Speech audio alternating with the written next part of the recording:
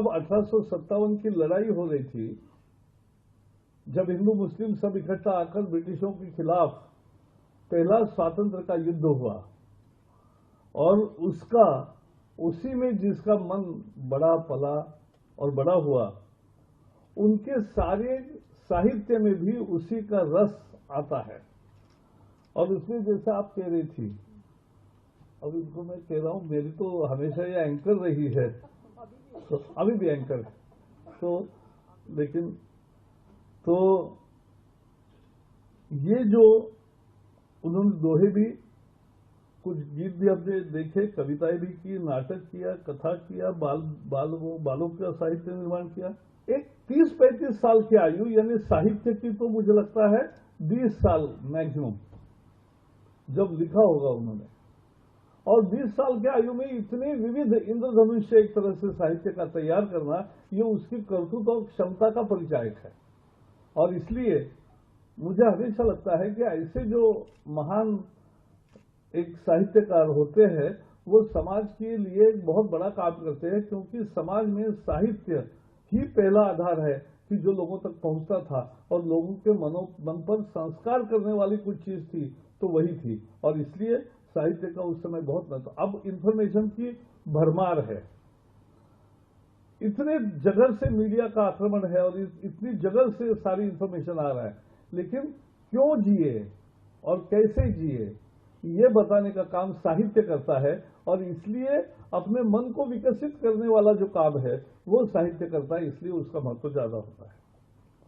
उनसे मैं पढ़ रहा था क्या क्या किताबें लिखी, जैसे सत्य हरिश्चंद्र का नाटक भी लिखा, और एक अंधेर नगरी चौपट राजा भी लिखा। मुझे एकदम याद आया कि मैंने भी समझो एक 20 साल पहले 1995 में हमने भी एक डॉक्टर ड्रामा तैयार किया इसका, और उसका टाइटल भी अंधेर नगरी चौपट राजा था। तो कहानी उस समय भी थी, अभी तक वही थी, अब थोड़े अच्छे दिन आए हैं।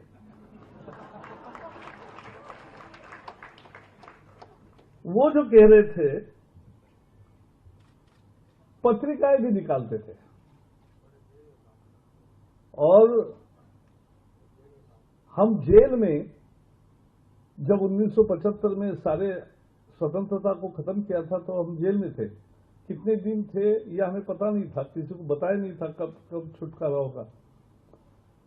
तो जब जेल में थे तो हम एक पत्रिका निकालते थे।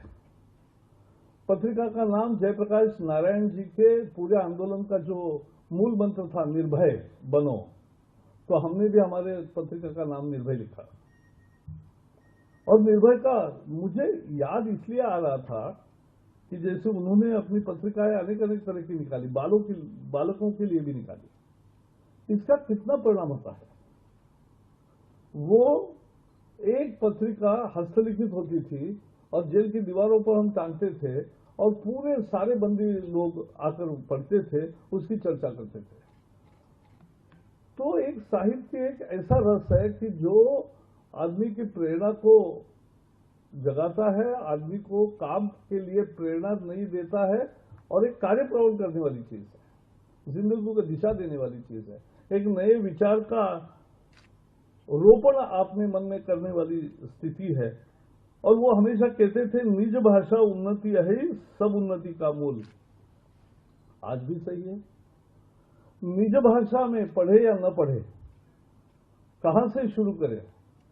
हम तो हमारे मातृभाषा में ही पढ़े, लेकिन अब बहुत लोग हैं कि दुनिया इतनी बदल गई कि परसों जब प्रधानमंत्री छात्रों से संवाद कर रहे थे, तब उन्होंने पूछा भरे विज्ञान भवन को कि बच्चों, आप में से कितने बच्चे हैं जिनका 4 बार रोज पसीना निकलता है।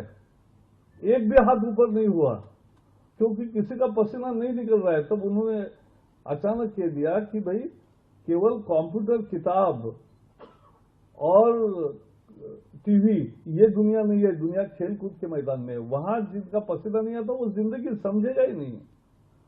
तो इस तरह से जिंदगी के सभी पहलुओं को छूने वाला, उसकी प्रति कल्पना से हमें पहुंचाने वाला कोई है तो वो साहित्य होता है, उसकी बहुत ताकत है। एक लेख लिखा लोकमान्य तिलक जी ने, और उसके लिए उनको 6 साल की सजा मिली।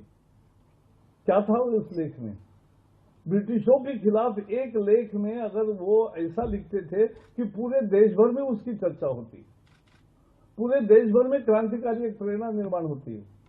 महात्मा गांधी जी लिखते थे अपने हरिजन पत्रिका में, तब उनको जो एक संदेश देने की ताकत उस जो अपनी लिखने में है, वो ताकत किसी में नहीं होती। और इसलिए हमारे बचपन में सभी जगह अभी भी विवाद के विषय होते हैं। जब डिबेटिंग को जरा शुरू कराते हैं तब क्या श्रेष्ठ है, तलवार श्रेष्ठ है या लिखना ज्यादा श्रेष्ठ है?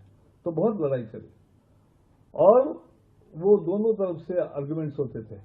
लेकिन सही है, तलवार की अपनी ताकत है, लेकिन लेख की, लिखने की एक बहुत ज्यादा ताकत है, क्योंकि आदमी को अमलचूर बदलने की ताकत उसमें है।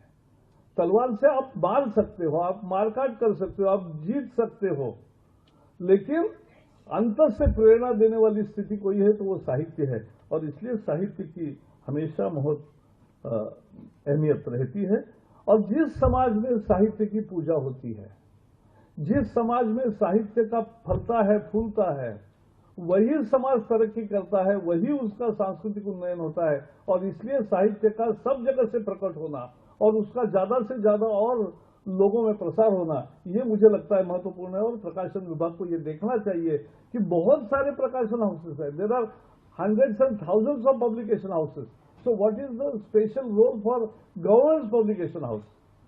गवर्नमेंट का पब्लिकेशन हाउस है तो उसमें समाज को प्रेरणा देने वाले बहुत अच्छे अच्छे तरीके से साहित्य का निर्माण हो, लोगों के सामने आए, ये मुझे लगता है। और इसलिए उसी श्रृंखला में आज ये पुरस्कार का वितरण जो होता है, मुझे लगता है ये बहुत महत्वपूर्ण है।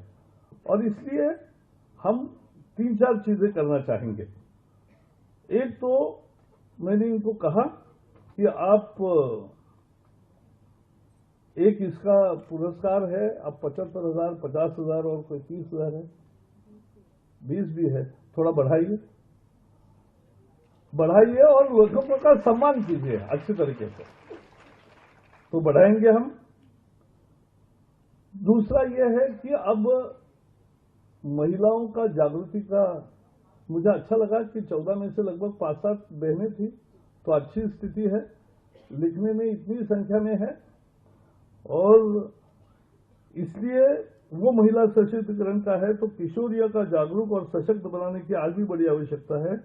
इसके लिए बालिकाओं के विकास में मदद करने वाला, उनके मन के विकास करने वाला जो साहित्य होगा, उसका कोई अलग कैटेगरी कर सकते हो क्या, करो और उसका भी पुरस्कार देते जाओ, क्योंकि वो बहुत महत्वपूर्ण है।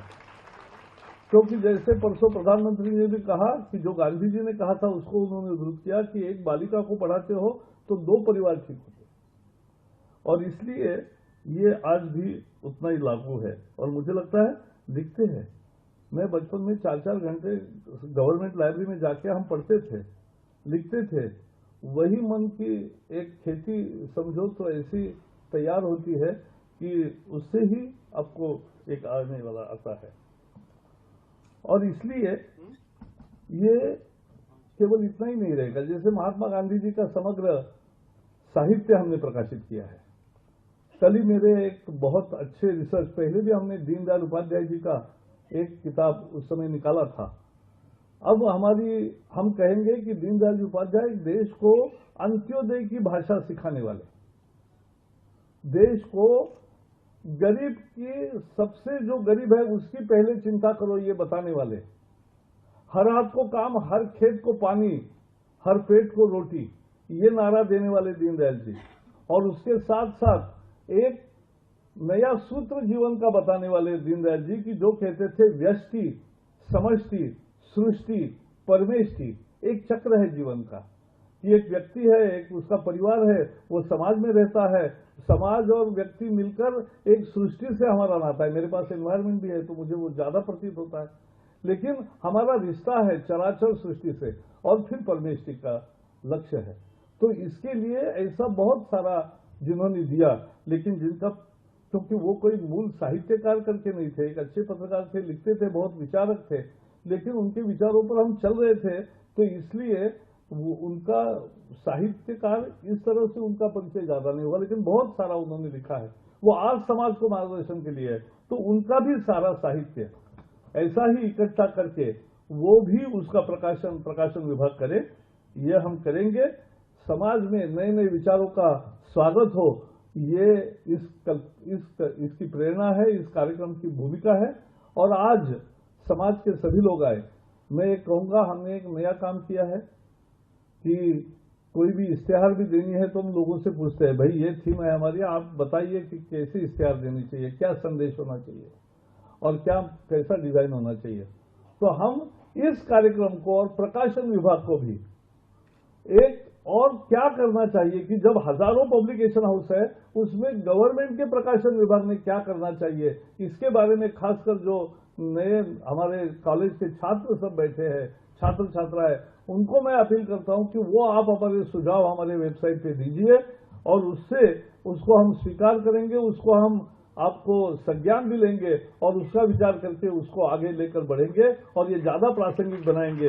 इसी मिशन के साथ हम काम करेंगे। बहुत बहुत सबको बधाई, जिनको पुरस्कार मिला है, जिनको इस साल नहीं मिला उनको अगले साल के लिए बधाई। और एक और भी घोषणा करना चाहूंगा, मैं अनेक बार देखता हूं 2010 के पुरस्कार, मैंने कहा कब बांट रहे हम 2014 में, क्या के लिए? हर साल पुरस्कार होगा, इतना तो मैं प्रॉमिस करता हूं। On behalf of Shri Karthik Gowda, and today the court has granted anticipatory bail. On what grounds? Yeah, there are a lot of grounds, but